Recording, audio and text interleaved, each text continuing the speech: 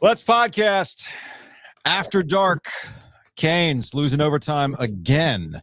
They're down 3-0 in this series to the New York Rangers. Mike Maniscalco, Canes play-by-play, is with us right now. Joe Giglio will join in a bit when he leaves the locker room, and Luke DeCock, the News and Observer, will also drop by.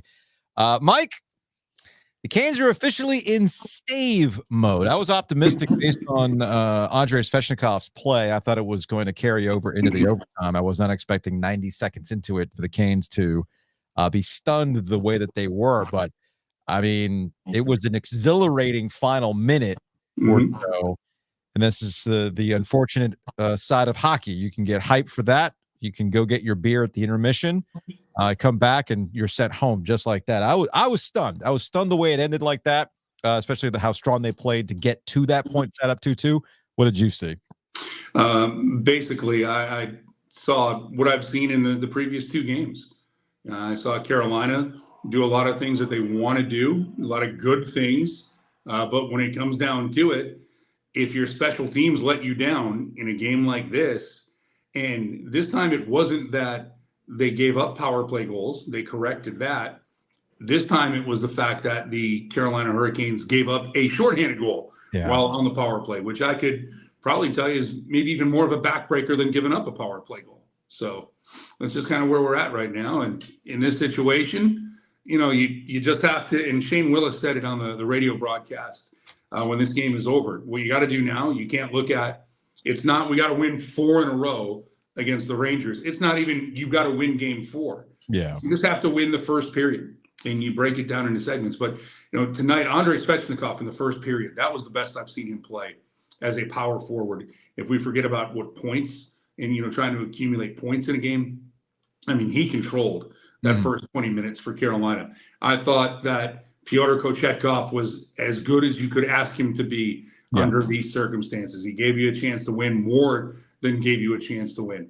But a couple of lapses, and again, we'll go back to, you want to call it taking a breath or whatever it can be, 5-on-5. Like, the Rangers don't get a ton 5-on-5 in this series, but the ultimate backbreaker here is you give up a shorthanded goal to Chris Kreider on a beautiful setup by Mika Zibanejad, but it should have never gotten to that point. And I think that, I don't know how you can, at this point, remedy what's going on with the power play. So about the power play, and you talked about the first period, or Shane Willis talking about going out there and winning the first period. I thought that's what the Canes did tonight. They did? Earlier today when we did OG Live, and Joe and I were talking about what we needed to see out of the Carolina Hurricanes tonight. My simple request was choose something, right? I am not going to fault the New York Rangers for their gamesmanship in the first two games. You're upset about the fall downs. You're upset about, you know, what happened with Adam Fox and Jake Gensel, where Fox puts his, you know, he gets at Gensel. Gensel retaliates. You got to know. I know we talked about this after game 2, but you got to decide what you want to do. Do you want to just, all right, we're not going to fall for it because that's clearly what the refs are looking for. We're not going to fall for it. We're not going to put them in a power play situation. Or you go out there and, for lack of a better term, you be the assholes, right? Like you match what the Rangers have been trying to do. And I actually thought, and I commended the Carolina Hurricanes for doing this in the first period with the way they got around Kochetkov. They fought. Yeah. They were not backing down. I was not expecting Kotkaniemi to be the guy who was the aggressor like we saw at that point. So that was very, very impressive. I was actually impressed with Peter Kochetkov, as fiery as he can be, doing the diligent thing of skating off the boards to get out of that situation and letting his teammates do the rest of it. Because as we know, Kochetkov will tell you, no touch my guys. So I was really impressed with the way they played in the first period. I thought that this was going to be a carryover effect. Once things settled down in the second period, that's where, to your point, you cannot take a breath, man. And on that shorty, this is where you probably miss Brett Pesce. This is where injuries, they're part of the game, but you got to step up. Brent Burns was caught flat-footed a couple times tonight, unfortunately, and it cost him. You could not take that breath against the Rangers. They made him pay. They still gave themselves a chance to win in overtime, but obviously did not pan out. Yeah, Joe, I apologize if I said this after game 2, but I think that we could almost run back everything we talked about in game 2 and put it out here for people who are watching the podcast. But if I said this before, let me reinforce it. When you have two good teams, the margins are so slim that one mistake will end up in the back of the net. And when you have two teams that are both very good with the high-end talent that Carolina and the Rangers can put on the ice, if you're Dmitry Orlov there in overtime, if you don't settle it down and just make the hard play around the boards. When I say the hard play, not a quote hard play, but you rim it hard off of the boards and get it out, take an icing. It's still early in overtime. You can't get caught trying to scoop the puck or trying to do something fancy with it, because if it hits a leg, it's going to go to somebody really talented, and now you're scrambling. And that tip that Artemi Panarin has is all world. There's a reason why he had 120 points this season. Mm-hmm.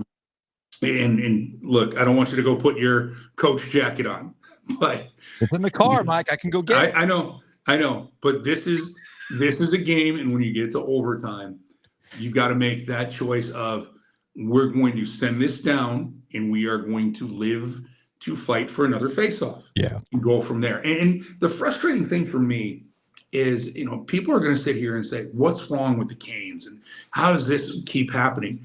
They're not getting blown out by these teams. Yeah, I mean, it's one goal, and you're losing in overtime, where literally it's a bounce. But that's 8 straight losses in the postseason by 1 goal. 8 straight. That's insane.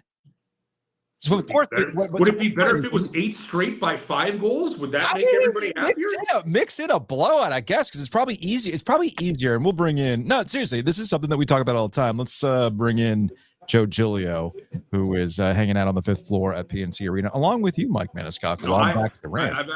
I've worked my way down into the basement. Oh, okay, you're back. All right, because we've already had enough horror flashbacks of my last 2 times joining you guys here on the podcast. Good point. Yeah, I didn't want to bring up any ghosts of holidays past.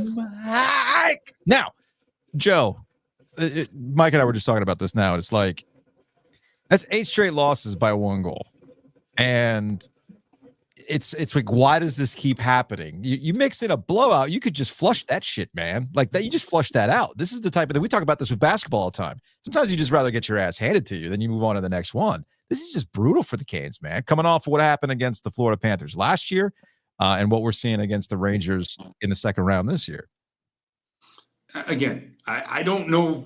Yeah, mix in a blowout, whatever, and then you have to be like, you can't contend with these good teams when you get on this stage. So I don't know. I mean, Giglio, where do you fall on this one? Because I'm just calling the game, and I know that at any moment, and it's both teams, at any moment, if somebody makes a bad play, it's going to end up in the back of the net. However good Igor Shesterkin has been, you saw it at the end of the game with 1 minute and 43 seconds left, or 1 minute and just however this would play out. The thing for me, I should say, with 1 minute and 36 seconds left in regulation, Aho has a stick broke. That's fine. Rangers have a chance to clear. They don't, and it goes Andrei Svechnikov back of the net, and we're going to overtime. All right, Joe's there. You were live there, Joe. You having some technical issues there, Joe? I think he's having some technical issues. Okay, I'll get Joe out of here. He's having some technical issues. Look, he was there. Now he's not. Look, I get what you're talking about. Ovies, I get that. It's like you lose 8 games, and now you're losing all these overtime games, and you're now 1-10 in double overtime, and I have to tell everybody, well, they won the Islanders series last year in overtime, and they beat the Devils in overtime. So yeah, I know that there's a lot of.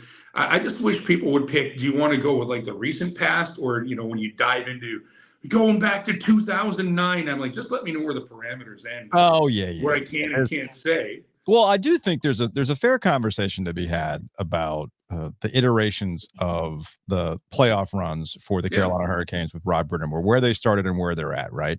And Luke DeCock and I were texting about this earlier today, in that the first 3 years of this, you commend the Canes for even being in those situations, right? They're down 0-2 in this series. You think back to 2019 against the Washington Capitals when they were down 0-2.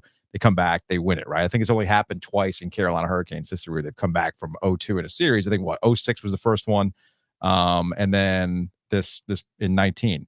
But as the postseasons progressed, as the Canes started to become a cap team, as the Canes started to fit the pieces they felt they needed to add in all this stuff, the expectations raise up. And there's a through line here, though, with the Carolina Hurricanes and how they've lost these games. And you keep wondering, why does this keep happening? And you get that power play issue. Joe, are you good?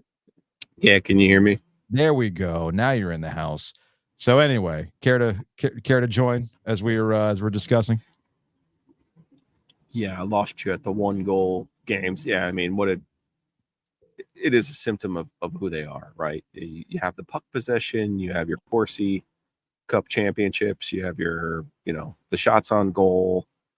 I mean, it's, again, this loss leads to too many questions for the Hurricanes, and it leads to they're going to have a really long look at what they do, because at some point Einstein's definition of insanity kicks in. Yeah. I'm with you on that. All right. Mike, can you sit tight for a second? Actually, absolutely. You know what, man? It's the Quad playoffs. it up. We might just quad box this bad boy, because why the hell not? We can. It's our rules. Luke, give me the thumbs up if you're ready to go. All right, thumbs up, ready to go. Let's go quad box, baby. Luke Ducat, columnist, News and Observer, joining us now. All right, Mike and I have discussed this. Joe's going to have some more thoughts later. I know you got to go in between and get writing here, but I'll piggyback off of what Joe said with the Carolina Hurricanes. This is 8 straight losses now by 1 goal. The definition of insanity is you find yourself doing this over and over and over again. You've got the power play issues, as Mike pointed out. The killer wasn't necessarily not scoring on the power play, was giving up that shorthanded goal, being a difference in the situation. It's frustrating. We've hit a point of frustration watching this Carolina Hurricanes squad seemingly add the pieces they think are going to work, but the same results keep happening. Yeah, not how you draw it up necessarily, but the guy who didn't play in the playoffs last year and the guy that got the trade deadline scored the 2 goals. So, some of the problems you're trying to solve were solved. I mean, you go back to the Florida series, you go back to the Rangers series 2 years ago. I think the Tampa series in 21 was different, but you run into good teams, and the style that works really well against Columbus in December has very fine margins of success against good teams and good goalies in April and May. And I think it's a fair question to ask at this point. The series isn't over, and we may be having a different discussion in 5 days or whatever, but the criticism of the Hurricanes is, are they a regular season team? And I think you'd have to say at this point, the evidence indicates, yes, they're built to win over 82 games. They're not built to win over 7 games. So how do you fix that? Is it style? Is it personnel? Is it philosophy? And I think, if you're a shot volume team, which the Hurricanes are, I can't remember whether it was Rob Brindamore or Jordan Stahl who just said it. They play a different style than us. All right, well, their best players are beating your best players. So you need to figure out a style that makes the most of Sebastian Aho and Andrei Svechnikov and Jake Gensel as long as he's here, because the Rangers have figured out how to get the most out of their stars and Alexis Lafreniere, who's killing the Hurricanes. So, that there's a philosophical issue here that when this keeps happening, to Joe's point, you have to ask, at this point, I said this to Joe before we went in the locker room, this is a feature, not a bug. Yep.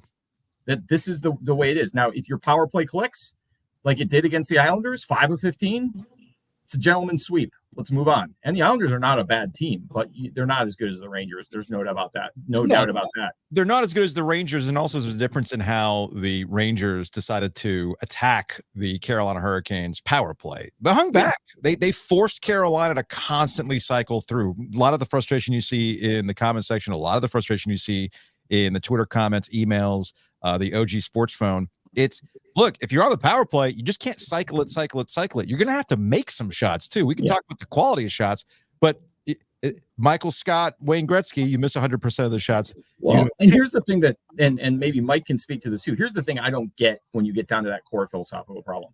This is a team that excels at just shooting the puck at even strength, and even at 6-on-5.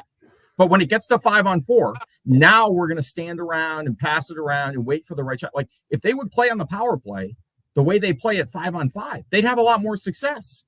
But they're passing it around the perimeter, and we're doing the merry-go-round, and nobody wants to shoot. And the guy gets in front of the net, and then he repositions, but no one takes the shot.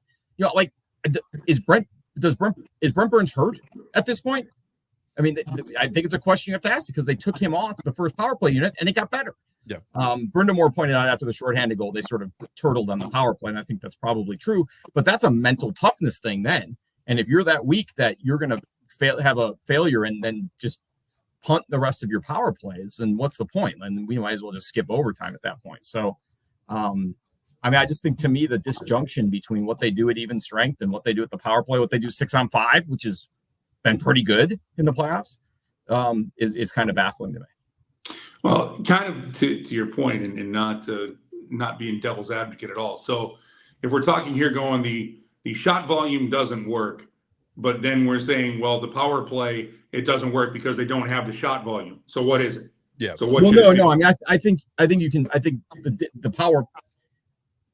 The shot volume, I think, works. If the Hurricanes were even in special teams, they'd be up 3-0 in the series. Oh yeah. So yeah. So I mean, I'm with Ron. I don't think their 5-on-5 game has been the problem. They maybe haven't scored enough goals, but they've possessed the puck. They've had chances. This is not the Florida series. You can make an argument it was a 5-on-5 issue. I don't think in this series that's been the problem. The problem is very simply one team is scoring on the power play, the other is not, and getting a lot of chances, and they've all been 1-goal games. So that's a kill, So why don't they play on the power play the way they play 5-on-5? That to me is the most baffling thing when I watch this team, because when they do have success on the power play, it is win the faceoff. It gets back to, and whoever you want to put the trigger man, we'll go Brent Burns, Brady Shea, Tony DeAngelo.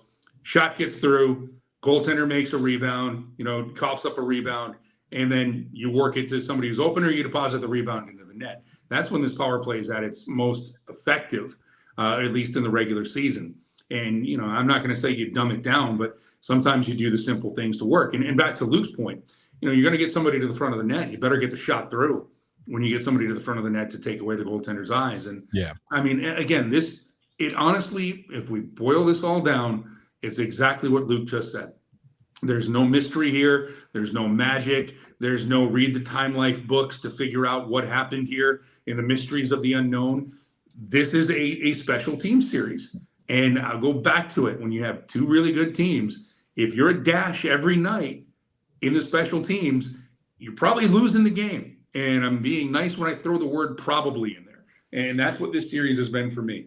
The Rangers are right now a +5 in special teams goals. And the series, and it's a series decided by 3 goals right now. Yep. So, there's the old cliche about the playoffs are about special teams and goaltending. I mean, some cliches are dumb. That one's kind of true for a reason. And when you look at the goaltending, especially the way Kachekov played tonight, which I thought he was really good. I thought he was fine tonight.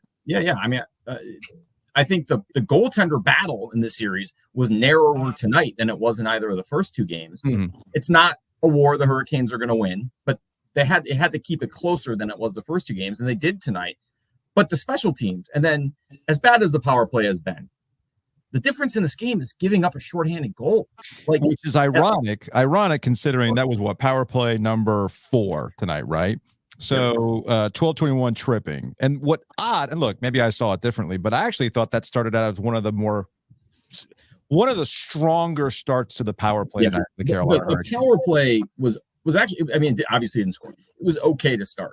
That first minute, I actually thought that was probably their strongest in front of Shesterkin, the strongest play they had. But that got flipped quick, and that gets back to that Brent Burns question. It got flipped quick.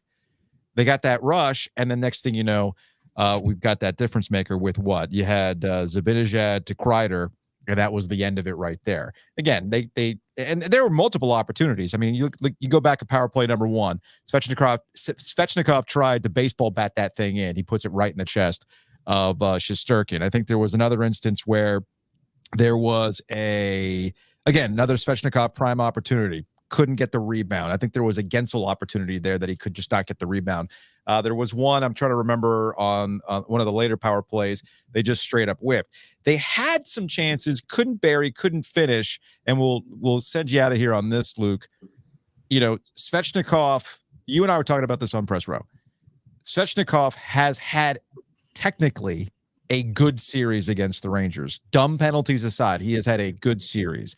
They're not in that game in New York in game 2 without Svechnikov absolutely carrying play. We see instances tonight where he was physical. He was all over the ice, making plays happen. It finally pays off with that 2-2 goal to send this thing to overtime. But we needed more of that. You know, it's like it's great. It is. You need more finishing than that. And I think that's probably going to be one of the questions that we have to address in the offseason. What kind of other guys do you want to put around a core group that they've already invested in, when the likes of Svechnikov, Aho, and everybody else? Yeah, and there's going to be changes, right? Like, yep, there's contracts are up. Teravainen's contract is up. I think we're pretty assured at this point Marty Necas is going to be playing somewhere else next year. Like, they're going to be different guys around. So you have to get the right guys. I said it before the game. You know what the Hurricanes need in this series more than anything? It's Michael Bunting. Guy who gets under the Rangers' skin, scores dirty goals. That's, they had the guy.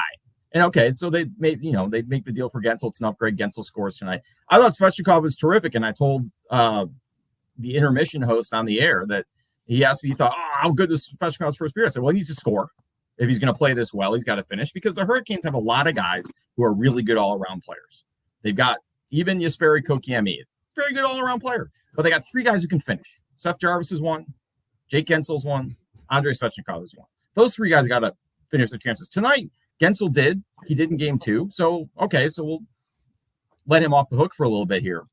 Jarvis scored the 6-on-5 goal in game 1, whenever it was. It's all blurring together now. Yeah, game 1. But it's a team that has had some noted flaws, one of which is the ability to finish its chances, whether that's an even strength on the power play. It's the second year in a row that it's probably going to cost them their season. And, then that gets back to what we talked about when I first came on tonight. Style, philosophy. Does it work with this group? Do you need to make core changes? There's going to be changes. Pesce, Shea, Teravainen, Necas, does Stefan Nason get a deal somewhere? Who knows? Like, there's going to be changes. This is the last hurrah for this group. The core is going to stay the same. The group's going to change. And, there's got to be some hard questions answered. Does putting a team together that produces great analytics win playoff games?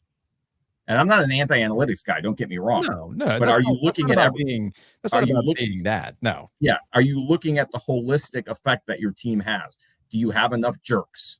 This bunch of jerks isn't very jerky. No. Other than Tony DeAngelo with his cup check tonight. Is there enough sandpaper in this group? That's an old school hockey way of looking at it. But, Jacob Trouba does his job. He can't skate very well. And, but whatever. But he gets under the Hurricane skin and he hits people and all that. Luke DeCock, columnist, News and Observer. All right, man. Appreciate it. We'll talk to you later. See you guys.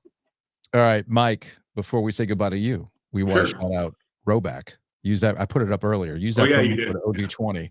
Go to roback.com and make sure that you get some comfortable golf attire. We don't want the Canes to start golfing. No. We don't want that. We don't want that. Down 3-0. You never know what's going to happen. But if you're thinking about it, go to roback.com. Get your hoodies, shorts, polos, etc. Mike, we're going to talk to you again on Saturday. Yeah, absolutely. I do have one question for Joe Giglio. Yeah, man. When does the President's Trophy curse kick in?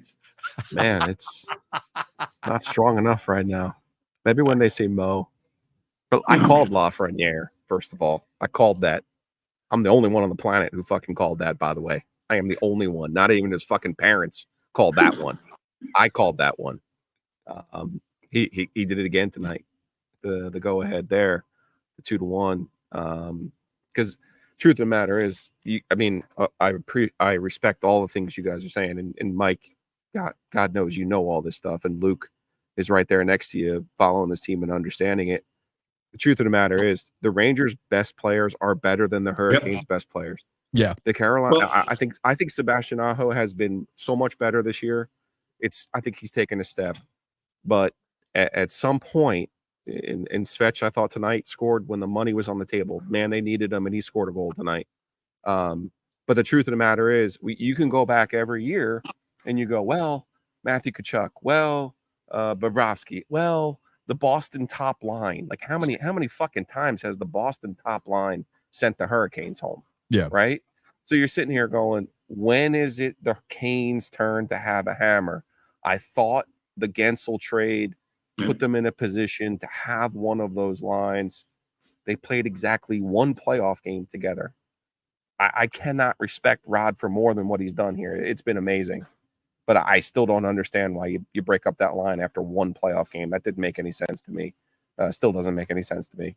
And the truth of the matter is, the other teams who have beaten them have had better top-end players. So we're all dancing around the question, why is the power play bad? Or why is the power play ineffective? Well, the truth of the matter is, when you have to score on a power play, unless you get like every tip in the history of the world, which is the definition of puck luck, you still have to be able to finish. And that's where the high-end skill comes from. And to me, the Hurricanes are built for an 82-game season. And a lot of their model, let's face it, is based on math. And if I knew nothing about hockey and I bought a hockey team and I knew a lot about numbers and I knew a lot about math, I would trust the math. You know, going back to last year, all of us had a conversation, both with Rod Brindamore and with Tom Dundon, that included if we had played these games 100 times, the Florida series specifically, we would have won 60 of them, right? Mm-hmm. So that to me says you trust your math. I don't dislike what they did this year. But at some point, and this is that point, this is the point, this is where we are, you have to ask yourself, are we good enough to take the final step? Or are we just the Ottawa Senators, as I have been saying also all along? Nothing wrong with being the Ottawa Senators when you go 10 years without being in the playoffs, right? You want to be in it. You want to have a look at this thing. But I think ultimately their top-end players need to be special. And they're not special often enough. Luke said it. Joe just said it. I will, to back this point up, when you look at the Rangers score sheet, it's Kreider, Panarin, Zibanejad, Lafreniere, who, by the way, was the number 1 overall pick, and Ranger fans were ready to roll him out of town a couple of years ago, but the patience paid off finally, and he had a monster season for them. But that's where you look at a guy by the name of Vincent Trocheck, who had the big double overtime goal in Game 2. When you get into these games in these series, and again, you have to have margins are slim. You have to win the special teams. And there's the old line that I will steal. Your singers have got to sing and your dancers have got to dance. Well, do I need to hit it? Do I need to hit the sounder? I'll hit the sounder. Well, your best players have to be your best players. And then they have to make shots. It's the only way you can win. Sidney Lowe. Gotta make absolutely. Gotta make shots. Sidney Lowe, noted hockey enthusiast, breaking it down once again. Your best players. He's right. And look, he's right. The thing for hockey, though, that I want to bring to this party is Tampa did win on repeat a couple of years ago. Mm-hmm. And there was COVID and that doesn't count. And then 56-game schedule and that doesn't count. But you go and you take a look at how they won. It's their best players were always there, but they had a pretty good bottom 6 that they put together, that they gave up a whole bunch of assets and capital for to get guys like Barclay Goodrow to go play for them in the bottom 6, to have a guy that they would hang on to like Yanni Gourde to do those things. I think when you look at what the Carolina Hurricanes did, Joe, to explain why Andrei Svechnikov is on that line with Aho and Gensel right now in the playoffs, it gets a little bit more physical. It gets a little bit more nastier. And you would have 3 guys who are all pretty much the same size if you kept Seth Jarvis there. That's why I'm saying I see why Andrei Svechnikov is up there. And if he's one of your finishers, okay, you give him a chance to finish more. If you put anybody like Sebastian Aho and Jake Gensel next to him, Seth Jarvis has proven he can finish no matter who you put as a center. That's what he's been able to do in his career right now. So look at where the Canes are. Is this the definition of insanity? No, because I think they've done different things. I think this year they went out and got Jake Gensel. They went out and got Evgeny Kuznetsov. Last year it was, we didn't need to do anything. And, it turns out, well, maybe you did. You needed to add a little bit more because because somebody's going to get hurt at this time of year. Could you have done a little bit more? The Canes, I go back to the offseason. They went out, they got Michael Bunting, because they thought maybe he'd be this kind of guy that they could use for the playoffs. And then they used him to get the chip that, no, this is the guy you really got to have. But then they signed Dmitry Orlov, and everybody's like, why the hell would you need to sign Dmitry Orlov to that deal? You're already stacked on defense. Well, you're going to lose a guy in the playoffs, and you do it. Man, look, this is frustrating. I wish I had the answers, and if I did, I would run down the hall and tell Rod Brindamore, this is what you need to do, and this fixes everything.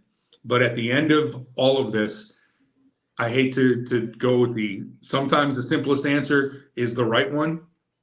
This team's power play has to get sorted out. Yeah. That's I mean, it. look, That is the difference in this series. We joked about it the other day. You know, I love doing these after darks, honestly, because we're getting the reaction in real time. Then you sleep on it.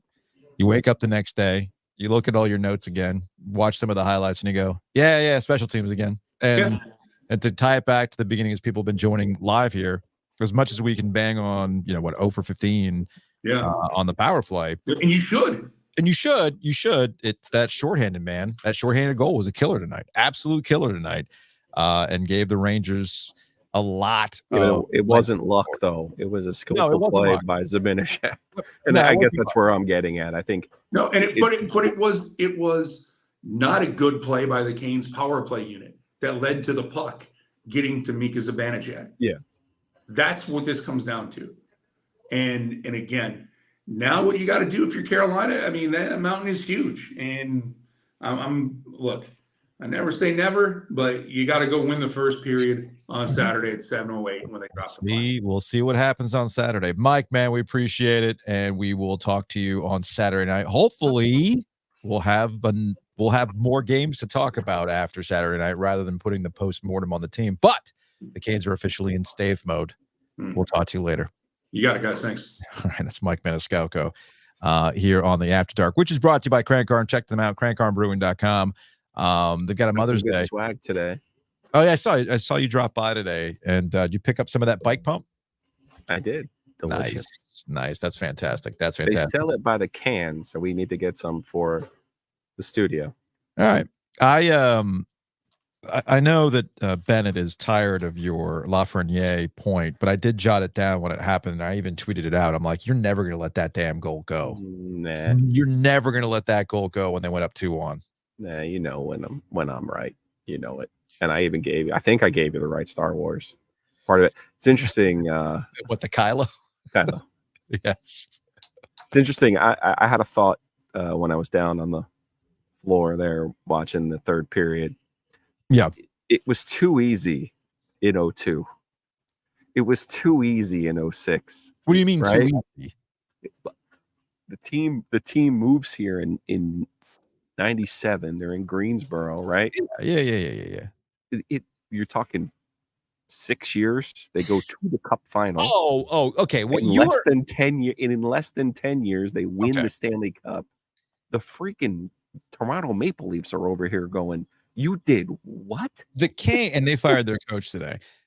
No, but I'm saying maybe it was just too easy. Maybe this is the price. Discussion. Maybe this is the price. Thank you. We've had this discussion, and I'm prepared to have this discussion when the series is over, whenever that happens. It's the classic, and I can't believe we're going here, but it's almost the UConn situation, right? Yeah. Now, UConn obviously has done this way more times, but the Canes are very similar in that the entirety of the Canes postseason history was, well, if we're, starting in 02, really, but if we're in it, man, it's going to be a great freaking time. We're going to have a ride, baby, And the reason why 02 was such a big deal is because they finally broke through on the Devils. The Devils were that team that was constantly in the way. That was peak Devils. I get all that stuff. Obviously, it was peak Red Wings when they eventually met them, but they still had a chance, as we joked about earlier today. If they won in overtime, that 3 overtime game in game 3 in Raleigh, I'm convinced the Canes win the damn cup in 02, right? And then things were built for them in 06 coming out of the lockout, and they went tape to tape, and everything worked out.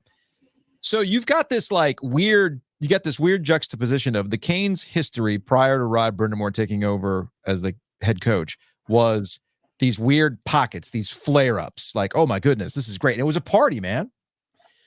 And you and I talked about this before the playoff series happened, that people had to pace themselves because we'd been going back. This is now the 6th year. It was in 19 had a similar vibe. It'd been 10 years since you had made the playoffs. Everybody was hyped. It was the bunch of jerks. Every single one of those pregame, the pregame vibe around the arena with the beer and the people making T-shirts and we're doing radio shows, all that stuff. It was a party every single time. But you do it again. Got to pace yourself. Do it again. All right. Well, I'm going to save this up for when they get to the Eastern Conference Finals, or this is a Stanley Cup year, so I'm going to save it up. It's expensive. So the expectations change, the conversation changes, and the frustration starts to creep in when it doesn't actually pay off. To your point, Carolina Hurricane fans have been the old-time Hurricane fans have been spoiled because there was 2 cup appearances early in their life within the first 10 years of being here.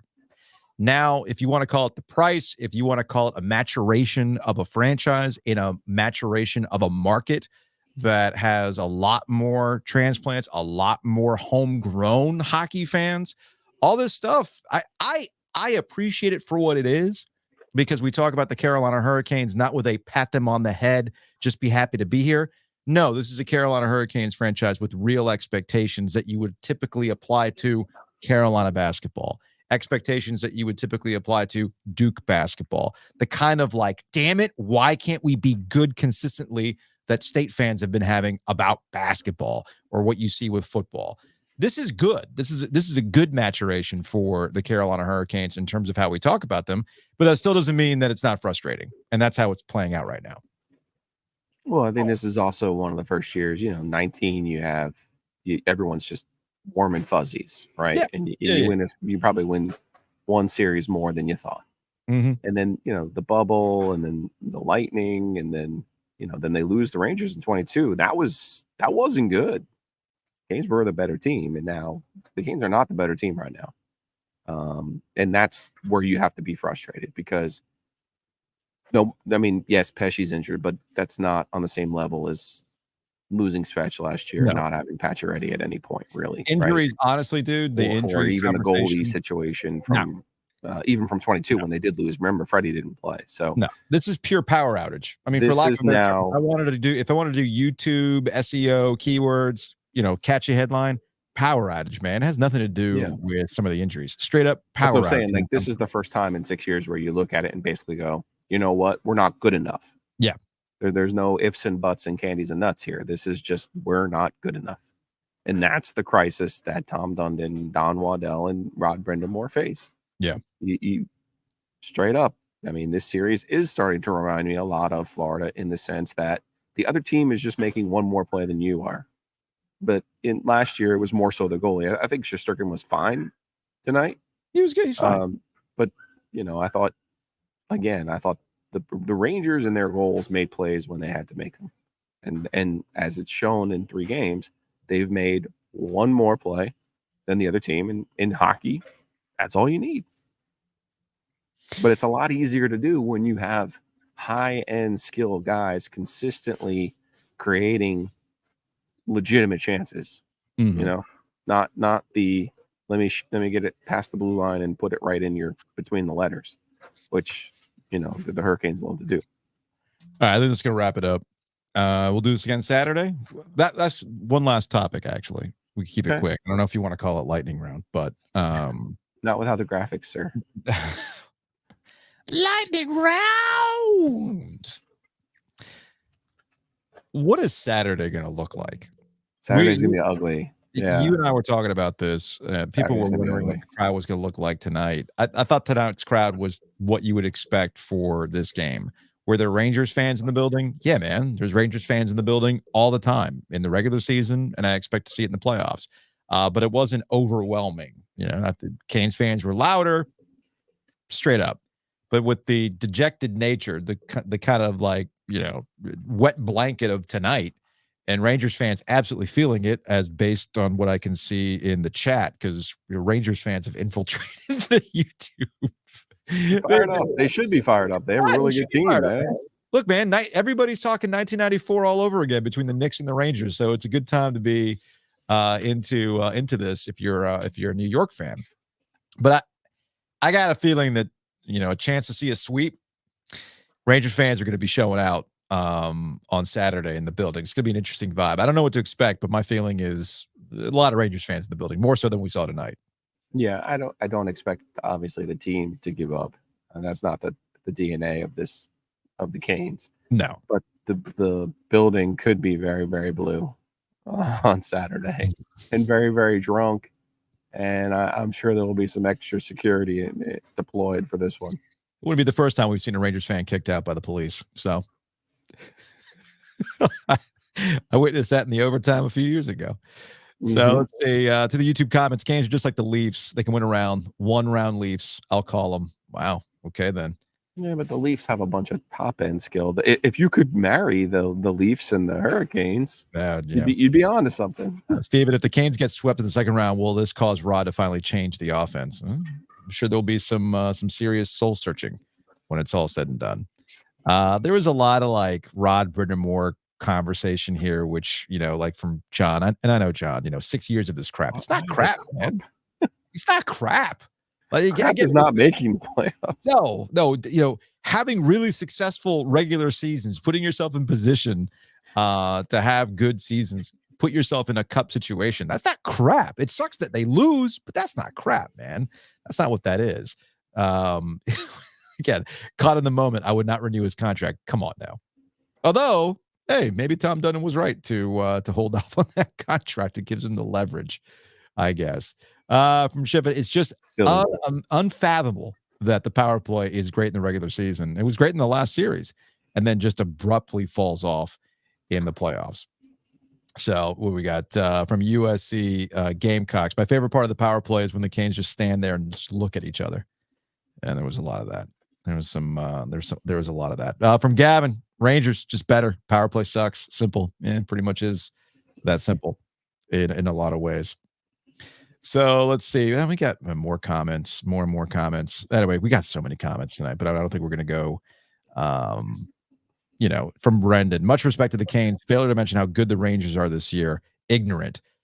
I don't want to spend too much time on this, but it's like how many different ways can we say that the Rangers are just a better team with the better players that are finishing? I mean, how many times do you want us to say that? I'm really confused by this. It's also Kane-centric. Regardless, let's see if there's anything else here that was worth pointing out here. Again, this is a guy from On Your Wavelength from Scott Honeycutt. Please, Rob, put Jarvie back with Gensel and Aho. Although I understood what Mike was getting at here. So the one thing that did not happen tonight, and Serena pointed this out, what's going in the beer stick on Saturday? There was no beer stick tonight. Thank you. But they lost. Not good for you. They usually win when the beer stick happens. So what are we doing here? You got a suggestion for the beer stick? Should I just put crank arm beer in it? Please. All right. That's what we'll do. Put some crank arm beer in there. I'm thinking the bike pump is the easiest thing for me to drink. Yeah. Out of the beer. The Kolsch. Out of the beer stick. Or the Kolsch. The Kolsch is very, very good. Anyway, that's going to wrap it up for After Dark. Big thanks to Crank Arm for sponsoring After Dark. Big thanks to Mike Maniscalco for dropping by. Big thanks to Luke DeCock for helping us out as well. We will see you Saturday night for another After Dark. Y'all be chill in the comments section, okay?